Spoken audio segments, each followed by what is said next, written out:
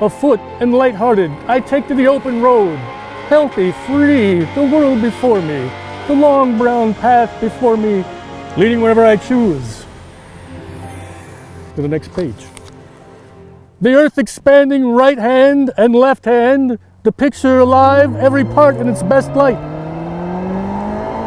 The music falling in where it is wanted and stopping where it is not wanted.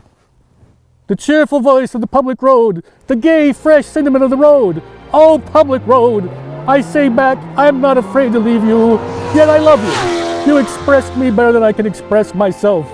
You shall be more than my poem. I think I could stop here and do miracles. I think whatever I shall meet on the road, I shall like, and whoever beholds me shall like me. Even the YouTubers. Maybe not. I think whoever I see must be happy. From this hour, I ordain myself, loosed of limits and imaginary lines, going where I list, my own master, total and absolute, gently but with undeniable will, divesting myself of all that would hold me. I inhale great draughts of space. The east and the west are mine, and the north and the south are mine. I am larger, better than I thought. I did not know I held so much goodness. All seems beautiful to me. In other words, I feel pretty. Oh, so pretty, witty, and gay. And I pity anybody who isn't me today, because we got the exclusive ride on the new Kawasaki H2SX.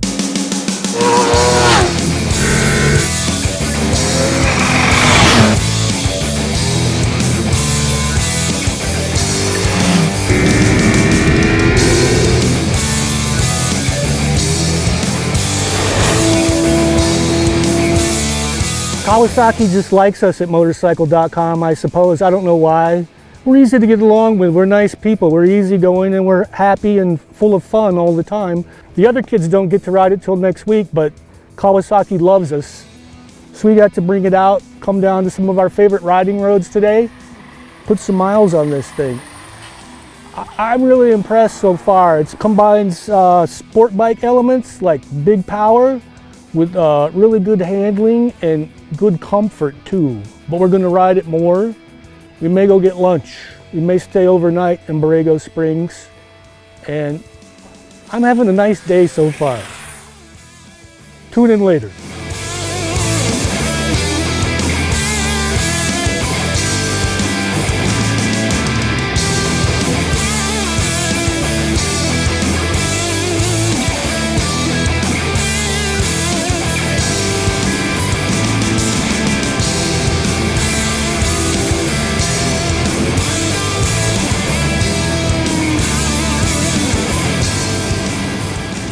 We're on S22 again, like my favorite road in the world that goes to Borrego Springs. Where to even begin with this bike? My palms are kind of sweaty and they're kind of sore from braking a lot, because this thing, it doesn't really feel like it's going that fast down the straights, but every corner you come to, you go, I'm here in a big hurry, and you grab the brakes. The brakes are really good too, so that's a good thing. The new H2SX Kawasaki is, of course, what we're talking about. In Europe, they might want to market this as a little bit more of a sport touring bike, but here in America, we're thinking it's more of a sport bike, and I think I have to agree with the Americans again. It's not particularly light. 573 pounds is the claim for the SE version here, but and they don't make any horsepower claims of the American bike either, but if you look on the European website, it's 197 horsepower or something. And it feels that way when the thing gets spooled up a little bit. It's kind of deceptively fast. When the tachometer gets to like 6,000, it kind of, the hand of God comes out and scoots you along. So the original H2 and H2R came out 4 years ago, I guess. And those were $28,000 and $55,000 motorcycles. The H2SX is here. They really dropped the price substantially. You get the base H2SX for only $19,000. The SE is $22,000. So the SE gets a few things that the base one doesn't. It gets a very cool TFT display with sport and touring modes that do change things up a little bit. different looks. Either way you do it, it's real easy to read. It has lots of information, trip computer, range, all that type of stuff. This one also comes with a quick shifter, which is really, you know, you think that you don't really need that, but when you start using it, you get used to it. It's really a great thing to have, even around town. But when you come out here and start riding like a maniac, it's really good to be able to do full throttle upshifts. And even better with this bike, like I said, the way it hurries in the corners, you don't have to worry about the clutch when you're downshifting. You just go ping, pink, and it works really good, like 99% of the time. This one also comes with a center stand, which will be really nice when you want to change your back tire. With these first Kawasaki to have a single-sided swing arm, and that cool wheel was the original H2, but this one's an H2 SX. So it's got that going for it too. The SE also comes with heated grips. The base version comes with my most important thing I would need for this bike, which was electronic cruise control. And it's the first time they ever did that on a Kawasaki sport bike, and the thing speaks for itself. It's a nice thing to have. The engine is completely different in the SX compared to the original H2 and H2R. So we're using the same supercharger as the original. It's right there, it says supercharger. But the blades are at a different angle, so this one basically makes a little bit less boost than the original. One big advantage of that is this one's supposed to get much better fuel mileage than the originals, which were very thirsty motorcycles. And if you're going someplace, you need a little bit better fuel economy. We'll find out more about that. Another advantage of that a little bit less boost is it's going to run a little bit cooler, and that allowed Kawasaki to put a little bit bigger fairing on here than the original H2, which are all about going 200 miles an hour. This one feels like it'll go almost that fast, but not quite. So it's a little bit better of a cockpit back here. And it's really a pretty nice. It's got much more sport touring ergonomics than the original H2 did, I believe, even though I never rode that one. The clip-ons are above the triple clamp. There's a pretty nice cockpit. And it leans a little bit toward the sport bikey side, but I'd say not severely at all. So it feels like kind of sport touring ergonomics, even if we're going to call it more of a sport bike. Another big change to this bike is they changed the trellis frame quite a bit compared to the H2. Actually had to make things beefier in order to carry the saddlebags, but they're easy to take off and on. You have to be able to carry saddlebags and to carry a passenger. They sort of reinforced the whole rear section, and that added some weight to the bike. But it takes the carrying capacity from, I think, 230 pounds of the original H2 to 440 or something for here. So you could carry your girlfriend, could carry both your girlfriends on here if you had to. So then we bumped into some gentlemen in our hotel parking lot this morning, and they had a couple of motorcycles. They're out riding, and one of them said, "Oh, I used to have a ZX11." He said, "Yeah," he talked about the old ZX11, and this feels a little bit like that in a completely modern way. And he's saying he had some adventures on that bike, and I kind of told him he should get one of these because it's like a ZX11 kind of, but you can't fall off and hurt yourself anymore. This one's got the complete, suite of keeping you out of trouble packages. We've got overall, it's called the Kawasaki Corner Management Function, which is their overriding umbrella for all the things we have here. We've got launch control mode. You probably don't need that unless you're going to drag race this, which you totally could. It won't let you loop out. We've got Kawasaki Intelligent Anti-Lock Braking, which is lean sensitive cornering ABS. You probably can't lock it up going into a corner unless you really try. Got engine braking control. You can adjust the engine braking going into the corner. The quick shifter we already talked about. Traction control, of course, you can adjust traction control to three different settings, I believe.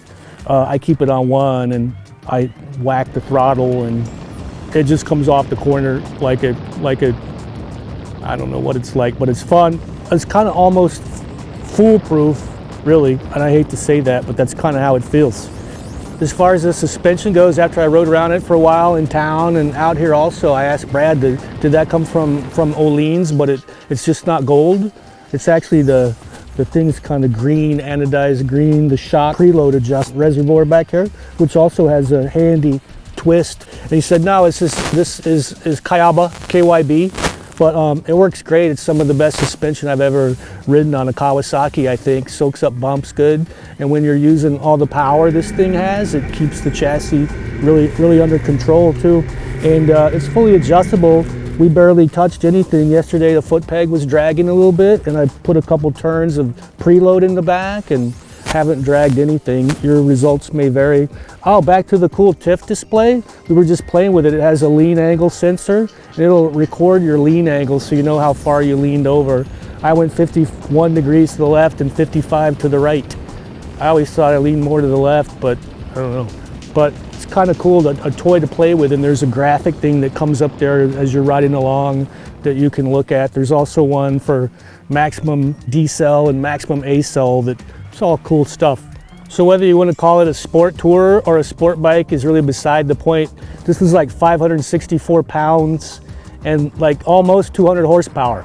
So you could get sport bikes that make that kind of horsepower and a little bit lighter, but not as comfortable to ride around on as this bike is. I mean, it's the extra weight over a real sport bike makes it a really nice, comfortable thing to ride. And it kind of makes what most of the time feels like ZX14 or Hayabusa type horsepower, but it's only 1,000 cc's and it's only 563 pounds. So that kind of power to weight ratio is kind of unprecedented.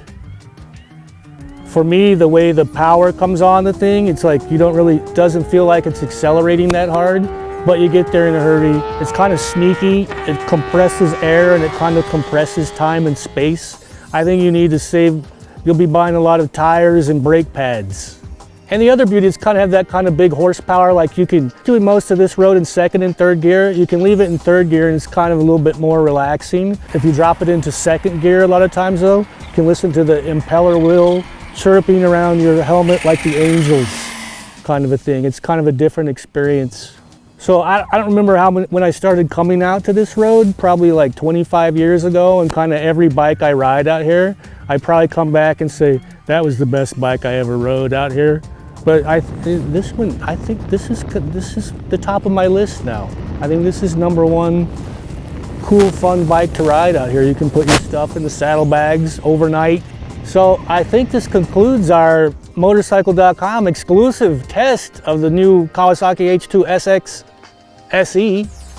I can't really think of any more nice things to say about this motorcycle right now. I'm kind of all out of superlatives and I'm really impressed by it. It's a sport tour and it's a sport bike. So speaking on behalf of all the morons and people at Motorcycle.com, I feel very privileged. If there's not enough detail here, what you need to do is go over to Motorcycle.com where there's actual printed story with words. They never paid me to be a video guy, so go read the story at Motorcycle.com. Thanks Kawasaki, and we'll do it again soon, I hope.